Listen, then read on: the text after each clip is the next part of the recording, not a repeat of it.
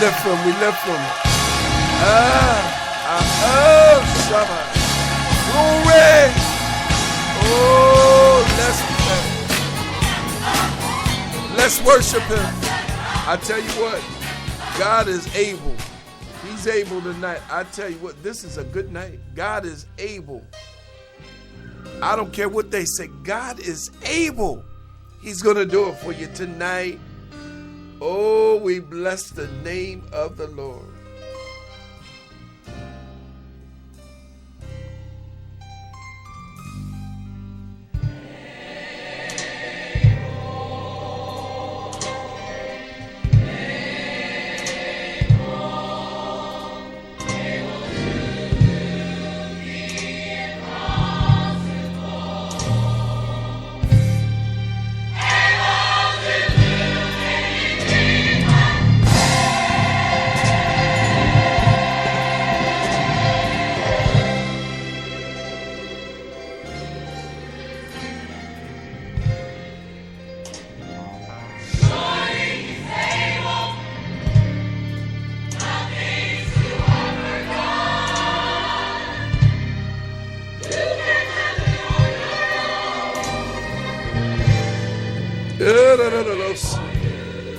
Glory.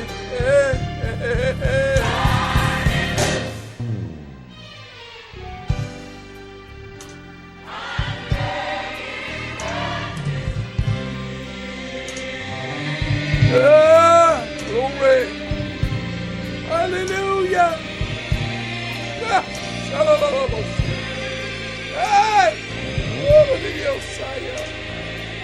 Glory.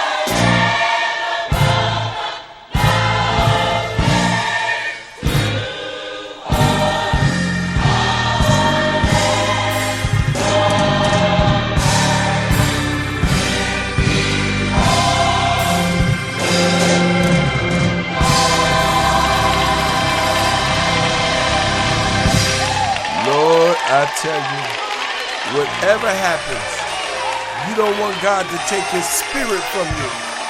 Whatever happens, you don't want God to take his spirit from you.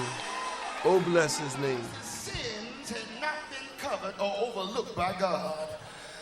So David cried out in the 51st Psalm and said, cast me not away from thy presence. And whatever you do, don't take your Holy Spirit away from me.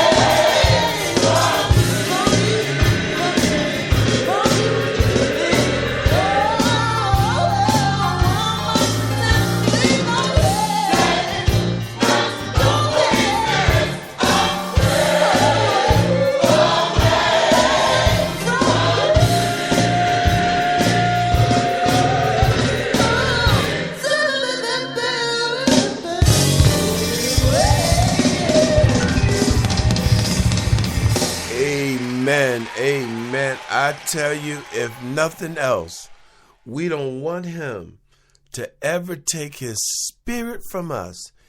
Amen. You know, we're living in a day of the scholars and the philosophers, and well, they've always been around, or I call them the soothsayers. You know, the thing about a soothsayer, the first thing that comes out of her or his mouth is the truth. And then they twist it with a lie. And I often would say, don't listen to a lie and die. You don't want to ever listen to a lie and die. Amen. So we're mindful of the things of Almighty Jehovah. And you know, it's just so important that you just, you know, that you just take it serious. Amen. You know, I mean, this whole thing, I mean, to me, you know, I've lived to a point where I have, I wouldn't trade being in Jehovah's presence than anything. So, you know, nothing else really matters anymore, you know, at this phase in my life. Nothing else I could say that would really matter because, you know, I've given all that to him, because people come and go in and out and they change in emotions, because the only certainties that we have is in him. You know, I know that I've been made and prepared for Jehovah's certainties, for his certainties. So it separates us from many things and many people. And in many situations, when you understand that you're in a space called God, you're having God experience, and God he's exposing himself to you. And so you're not doing things as the norm, you know. You're not doing, and pretty much I know that we like history and we believe in the things, and, you know, it's good to look back at, you know, everything. It's good to look back at everything. But I'm a firm believer.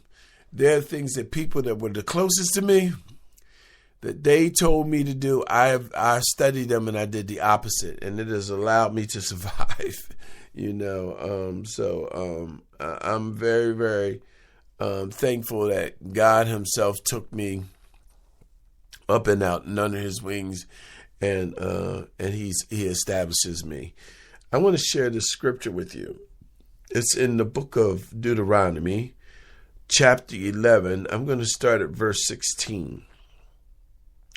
But be careful not to let yourselves be seduced, so that you turn aside serving other gods and worshiping them. If you do, the anger of Adonai will blaze up against you. He will shut up the sky so that there will be no rain. The ground will not yield its produce, and you will quickly pass away from the good land Adonai is giving you.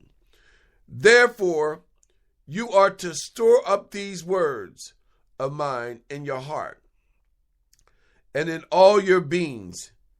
Tie them on your heads, on your hands, as a sign.